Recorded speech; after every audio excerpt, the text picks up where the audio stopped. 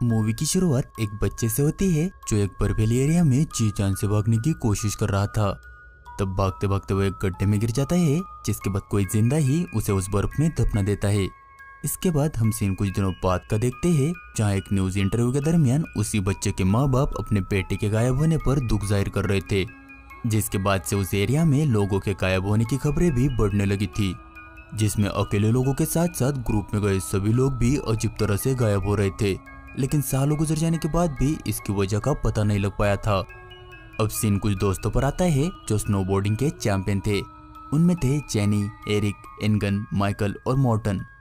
इन पांचों को स्नोबोर्डिंग करते समय अलग अलग जगह को एक्सप्लोर करने का शौक था, इसीलिए वो अब की बार जोतेमन नाम के बर्फीले एरिया में आए थे। ये वही एरिया था जहाँ मूवी के शुरुआत में वो बच्चा गायब हो गया था, जिसके बारे में इन लोगों को फिलहाल तो कुछ भी पता नहीं था। वो अपनी मस्ती में मगन होकर स्नोबोर्डिंग करने के लिए पहाड़ तक की चढ़ाई करते हैं और फिर काफी मजे से ऊपर से नीचे आने का मजा लेते हैं। ऐसे ही समय बीतता जा रहा था और उनका खेल खत्म होने का नाम ही नहीं ले रहा था। तभी उछल कूद करते समय मॉर्टन का बैलेंस बिगड़ जाता है और वो घसीट कर नीचे गिर जाता है, जिससे उसका पैर बुरी तरह से जख्मी होकर उसके पैर की हड्डी बाहर आ गई थी। ये देखकर उसके दोस्त काफी घबरा गए थे। तब जेनी उसे बेसिक फर्स्ट एड देकर उसके पैर पर पट्टी कर देती है, लेकिन इतना काफी नहीं था और उसे हॉस्पिटल ले जाना काफी इम्पोर्टेंट था। लेकिन वो लोग काफी सुनसान एरिया में थे और वहां से उनकी कार भी काफी दूर थी, इसलिए वो नीचे जाने की कोशिश करते हैं। तब उन्हें कुछ ही दूर एक बिल्डिंग नजर आती है, इसलिए वो लोग काफी खुश होकर उस बिल्डिंग तक जाते हैं, लेकिन वो बिल्डिंग अंदर से लॉक थी। तब एरिक खिड़की तोड़कर अंदर जाता है और मेन गेट खोल देता है। तब उन्हें पता चलता है कि यह कोई पुराना होटल था जो शायद सालों से बंद था। अंदर उन्हें वाइन की कुछ बोतलें मिलती है, जिसकी मदद से वो मार्टन के जख्मों को साफ कर देते हैं। जिसके बाद जेनी वही मिले ग्लू की मदद से उसके जख्मों को चिपका देती है, जिससे मार्टन को अब थोड़ी राहत मिल गई थी। अब रात हो गई थी, इसलिए वो लोग होटल में जनरेटर की तलाश शुरू कर देते हैं और कुछ ही देर बाद एरिक को जनरेटर मिल जाता है। अब पूरे होटल में रोशनी हो गई थी, इसलिए माइकल और इनगन उस जगह को एक्सप्लोर करने लगते हैं। इधर लाइट आने की वजह से वहाँ का म्यूजिक सिस्टम अपने आप शुरू हो गया था। तब जेनी भी म्यूजिक एंजॉय करते हुए इधर उधर देखती है तो उसे वहाँ उस होटल की डायरी मिलती है, जिसमें लास्ट एंट्री काफी सालों पहले की थी, जिसके साथ उसमें यह भी लिखा था कि आप उम्मीद न छोड़िए, आपको आपका बेटा जरूर मिल जाएगा। उसमें एक फोटो भी थी जो उसी फैमिली की थी जिसने मूवी की शुरुआत में अपना बेटा खोया था। यह होटल भी उन्हीं का था और उनकी असलियत अब इन दोस्तों को धीरे धीरे पता लग रही थी।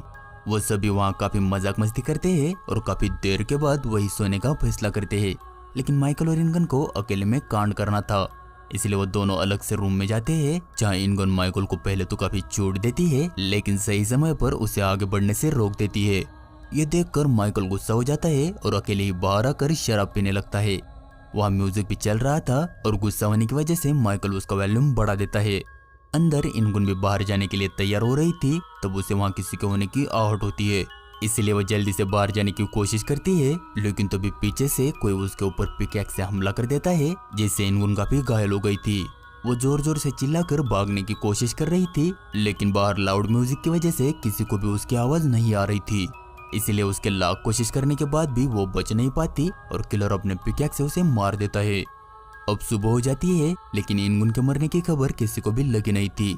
तब माइकल उसके लिए खाना लेकर आता है, लेकिन इनगुन दरवाजा ही नहीं खोलती, इसलिए उसे लगता है कि शायद वो अब भी उस पर गुस्सा है, इसलिए वो खाना वहीं रख कर वहाँ से निकल जाता है। इधर एरिक स्नोबोर्डिंग करने निकल पड़ा था, तभी उसे वहाँ खून के निशान दिखते हैं, जिसे फॉलो करने पर उसे वहाँ इनगुन की बॉडी दिखती है, जो बर्फ की वजह से और भी ज्यादा डरावनी हो गई थी। एरिक हालत समझ भी नहीं पाया था कि तभी पीछे से वही किलर आकर पिकैक्स से उस पर हमला कर देता है।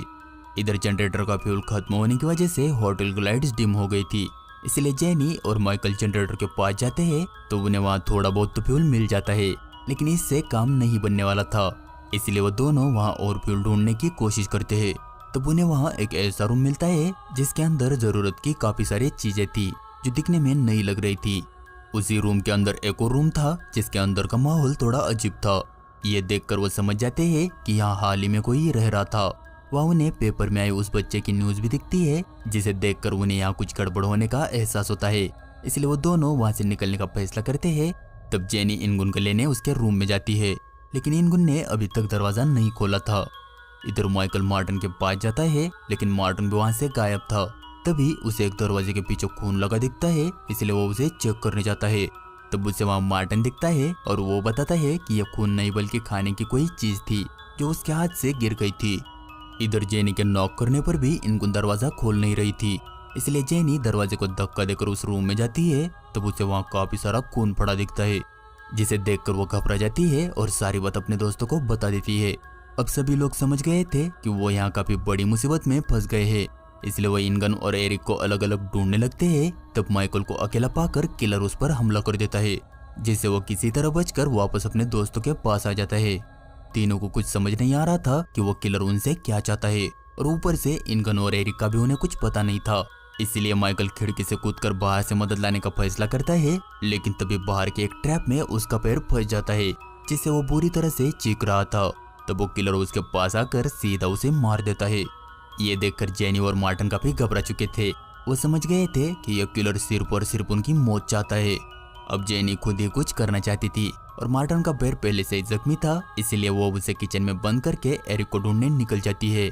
लेकिन तभी उसे वहाँ किलर दिखता है जो माइकल की डेड बॉडी को अंदर ला रहा था। तब वो किसी तरह उस किलर के रूम में जाती है। तब उसे वहाँ एक शॉटगन के साथ साथ एक टॉर्च भी मिलती है। वो उसे लेकर मार्टिन के पास जाती है और वो दोनों जनरेटर रूम में आकर छिप जाते हैं। तब जेनी मार्टिन को टॉर्च देकर उसे किलर पर नजर रखने को बोलती है और खुद जरूरत का सामान ढूंढने दूसरे रूम में जाती है, जहाँ उसे एरिक के साथ साथ इनगन की भी बॉडी दिखती है। लेकिन एरिक अभी भी जिंदा था, पर उसकी हालत काफी ज्यादा खराब थी, जिससे वो चल भी नहीं सकता था। तभी जेनी को वहाँ किलर के आने की आवाज आती है, इसलिए वो एरिक को वही लेटे रहने को बोलकर वही छिप जाती है। अब जैसे किलर उस रूम में आता है, तब जेनी उसे उसी रूम में बंद कर देती है। लेकिन एरिक भी उसी रूम में था और वो उसे छोड़कर जाना नहीं चाहती थी, इसलिए वो अपनी गन तान कर दरवाजा खोलती है। तब वो किलर एरिक को ही अपनी ढाल बना लेता है। तब जेनी निशाना लगाकर फायर तो करती है, लेकिन सही समय पर मार्टिन उसे धक्का देता है ताकि गोली एरिक को न लगे। अब जेनी का निशाना तो चूक चुका था और किलर जानता था कि उसकी गन में सिर्फ एक ही गोली थी, इसलिए वो उन दोनों के सामने एरिक को मार देता है। तब मार्टिन जेनी को वहां से भगाता है और खुद वो खाली गन किलर पर तान देता है, लेकिन किलर खाली गन से थोड़ी ही डरने वाला था। वो मार्टिन को पकड़कर उसे भी मार देता है। इधर जेनी स्नोबोर्ड से वहां से भागने की कोशिश करती है, लेकिन वहाँ अंधेरा काफी ज्यादा था, जिससे वो वहां से भाग नहीं पाती और किलर उसे भी पकड़ लेता है। अब अगली सुबह जब उसकी आँख खुलती है तो वो किलर सबकी लाशें घसीट कर कहीं ले जा रहा था, लेकिन जेनी तो जिंदा थी। वो देखती है कि वो किलर बारी बारी सबकी लाशें एक बर्फ से बने गहरे खाई में फेंक रहा था, और यही वजह थी कि यहाँ गायब होने वाले का किसी को भी कोई सुराग नहीं मिलता था। अब जेनी को एरिक के पॉकेट में कटर मिलता है और सही मौके पर वो उससे किलर पर हमला कर देती है, जिससे किलर घायल तो हो गया था, लेकिन अब भी वो जेनी पर हमला किया जा रहा था। तब वो किसी तरह उसके चेहरे से ग्लासेस हटाती है, जिससे कुछ देर के लिए उसे कुछ नहीं दिखता। तब जेनी देखती है कि किलर की आंखों पर उसी तरह का निशान था जैसा उस गायब हुए बच्चे की आंखों पर था। जेनी ने होटल में मिली उसकी फोटो काफी अच्छे से देखी थी, इसलिए वो समझ जाती है कि यह वही बच्चा था जो बड़ा होकर लोगों को बुरी तरह से मार रहा था। इसलिए वो मौका देखकर उसे खाई में गिरा देती है और गिरते वक्त कहानी का फ्लैशबैक दिखाया जाता है, जहां हम देखते हैं कि मूवी की शुरुआत में वो बच्चा भाग रहा था क्योंकि उसके जान के पीछे उसके खुद के पेरेंट्स लगे थे। उसकी आंखों पर जो बर्थ मार्क था उसकी वजह से उसे सभी लोग चिढ़ाते थे, और उसकी वजह से उन्हें अपने बेटे की ही शर्म आने लगी थी। इसलिए उन्होंने तो उसे जिंदा दफना दिया, लेकिन वो किसी तरह बच गया, जिसके बाद से उसने बदला लेने के लिए सभी को मारना शुरू कर दिया। लेकिन अब जेनी के हाथों उसकी मौत हो जाती है और यह मूवी यहीं पर खत्म हो जाती है।